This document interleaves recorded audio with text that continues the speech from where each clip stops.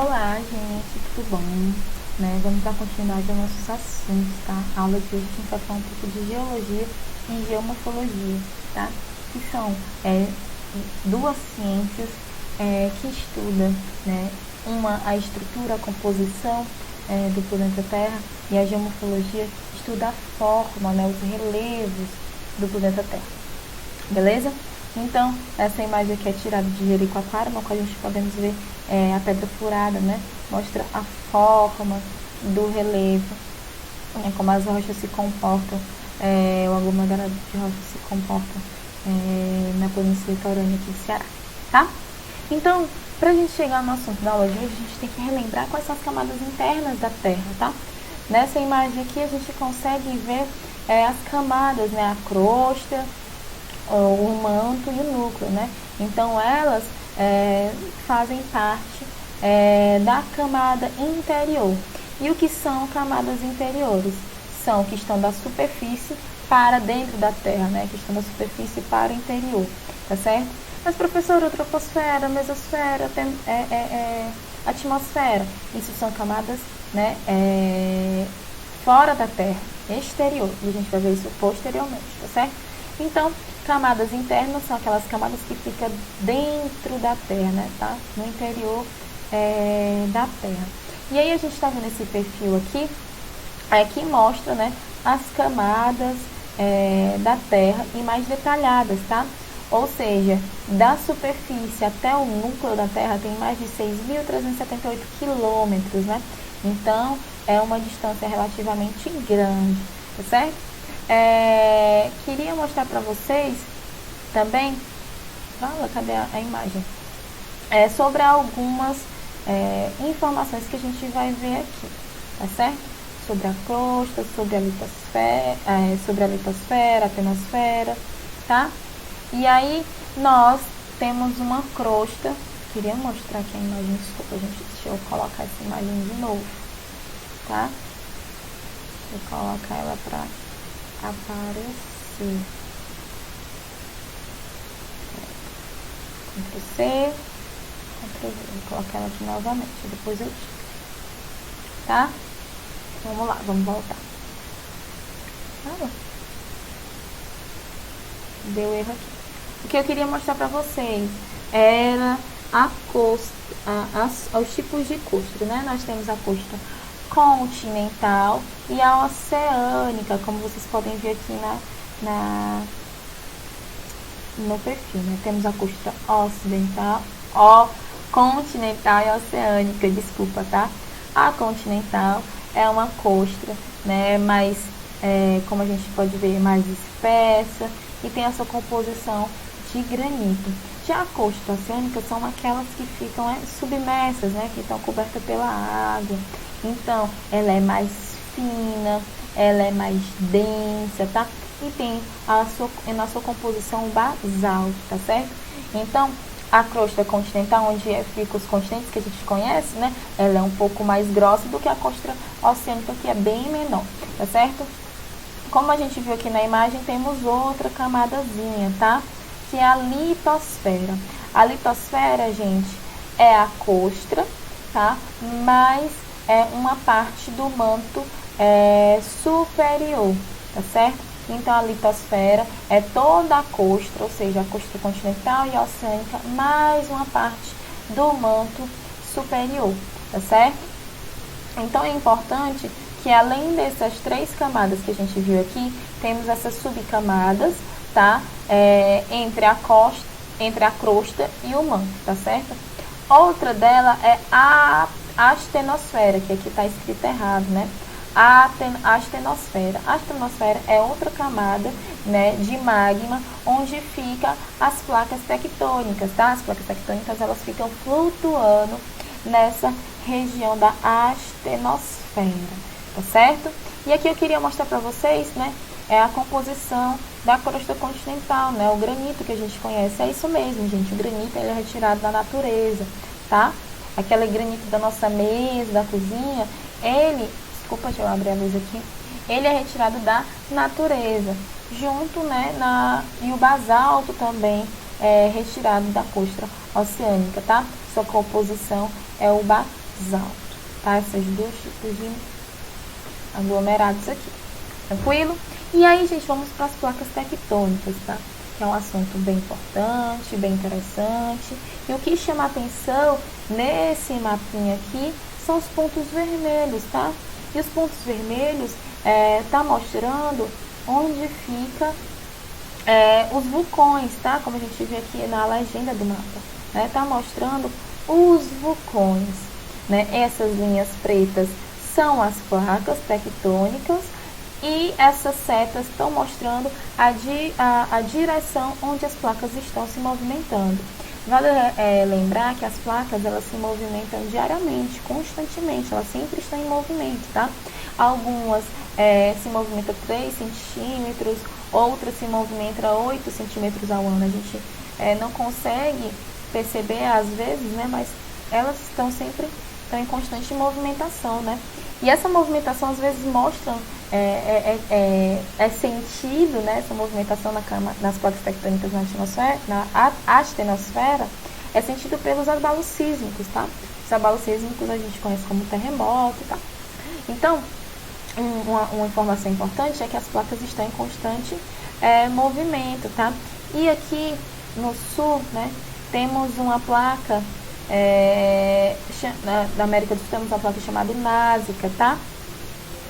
Não sei se vocês estão vendo, temos a placa Násica e a placa sul-americana. Essas duas placas elas estão fazendo um movimento convergente, elas estão se chocando, tá? E quando elas se chocam, criou, né, um relevo aqui na América do Sul, que é a gente conhecido como a Cordilheira dos Andes. Eu não sei se vocês lembram, no Chile, tá? E é nessa região que ficou conhecido, né, que foi registrado pelo homem o maior abalo sísmico, tá? Já registrado, tá? Tem uma escala, que é a escala Richter, que varia, né, até 10, de 0 a 10, a movimentação, né, o grau de intensidade do terremoto, do abalo sísmico. E em 1960, no Chile, foi registrado um terremoto, um abalo sísmico de 9,6 na escala Richter. Então, foi o maior considerado pelo homem, tá? Claro que deve ter tido terremotos maiores, mas, né, eu estou falando isso porque o homem ele começou a fazer essa medição recentemente, né? Quando a gente fala de tempo geológico, é um tempo muito grande, né? A tecnologia do homem para o tempo geológico é diferentemente grande demais, ok? Então, essa região aqui da Cordilheira dos Andes, ela tem muito abalo sísmico, tá?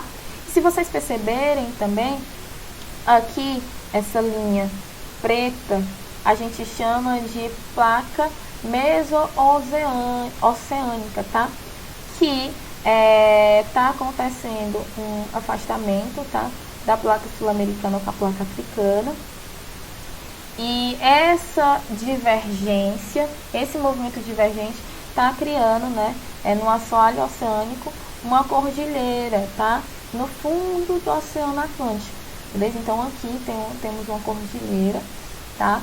E fica no fundo do oceano. Então por isso que ela é chamada de placa meso-oceânica, tá?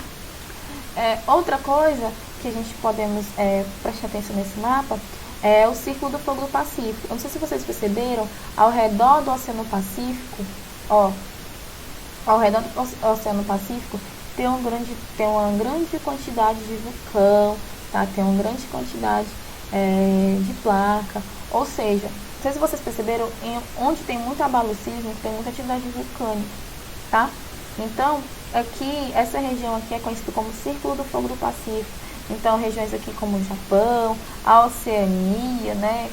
Tem muitos vulcões. Então, recentemente até um vulcão ele entrou em erupção, né, lá nas Filipinas, tá certo? Então, essa região aqui é conhecida como Círculo do Fogo do Pacífico. Tem vários abalos sísmicos, né? O povo, né? O país, ele tem uma tecnologia, né? Totalmente estruturada para receber esses abalos sísmicos. Olha, tá apagando direto a luz. Desculpa. Então, a engenharia civil lá é toda voltada para os abalos sísmicos. Eles são treinados desde o pré-infantil, para quando tiver algum terremoto, eles aprenderem a se comportar, né, e a viver com isso, tá certo? E por que o Brasil não tem tanto terremoto? Porque a gente está em cima de uma placa tectônica. Então, a gente não sente, né? Claro que tem algumas regiões do Brasil que tem alguns abalos sísmicos, mas não é de tão grande relevância, tá? Onde não tem tanta intensidade como em outras regiões do mundo, tá certo? Então, a gente somos abençoados por Deus, né? Por não ter tanto abalo sísmico, tá? E aí, gente, chegamos no relevo brasileiro, tá? A gente vai olhar hoje de forma geral e depois vamos adentrar aos tipos de forma de relevo que tem no Brasil, tá? Pelo fato do Brasil ele não ter movimento, né? Não ter tanto abalo sísmico como em outras regiões, o nosso relevo ele tem uma característica de ser velho, pois não tem dobramentos modernos. E esses dobramentos modernos, eles surgem por causa do movimento das placas tectônicas, tá? Então, o relevo brasileiro, ele não tem tantos agentes internos para moldá-los, tá? E quando a gente fala de dobramentos modernos, a gente fala de Cordilheira dos Andes, a Cordilheira do Himalaia, tá certo?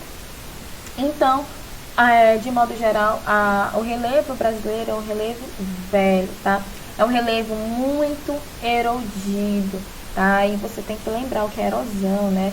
Intemperismo, que é o processo de desagregação, processo de desgaste da rocha, tá certo? E nenhum ponto do Brasil ultrapassa 3.000 metros de altitude. Tinha o Pico da Neblina, né? Que há muitos anos atrás ele foi tido com um relevo de uma altitude maior de 3.000 metros, mas estudos provaram que ele tem 2.500 metros de altitude, tá certo? Então, temos alguns geógrafos que fazem a classificação do relevo brasileiro, tá?